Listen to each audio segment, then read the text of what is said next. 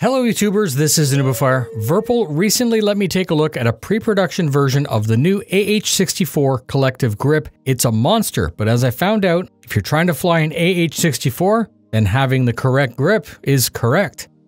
During that video that is linked up for you right now, I had some observations which Virpil has since addressed. So before we speak about the spring counterbalance, I'm going to take 30 seconds to go through their reply. They're working on the idea of a default profile that will preload all of the needed functions and macros to get you the most from the production version of this grip. This will likely operate where a short press on the chop or jettison will arm, and then a long press will release. Searchlight would be a toggle on-off, so push once and it'll turn on, and press again and it'll turn off. To stow, you would simply hold the switch to retract. This is the power of content creation and how viewers such as yourself are able to get the most current information. Post your comments in the comments or simply say, thanks Virpil for such a great solution. Moving on.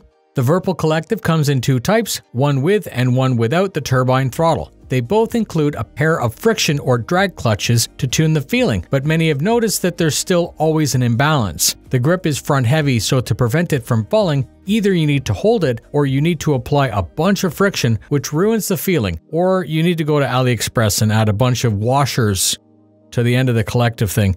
Virpil has sent over their spring counterbalance, which is super compact and adjustable. This sits between the mount and the collective, longer bolts are included, and it's super simple to install. Attach it to the collective, attach the spring to the mount, and then using those longer bolts, bolt everything up as normal. Now when you're ready to fly, you may preload the spring using an Allen key to find the perfect equilibrium. With that achieved, you only need the slightest bit of friction to limit the drift, and having used it for several hours, as I said in the past video, it's very good and a very good solution.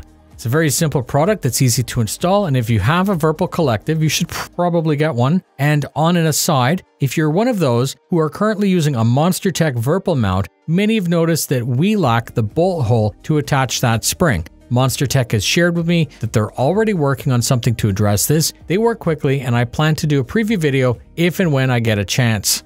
And that's it. Remember that what I'm showing you are all pre-production, so it is possible that yours might actually be slightly different or even better than what I'm showing you on the video. Share wherever that makes sense. Stay tuned for more. Fly safe.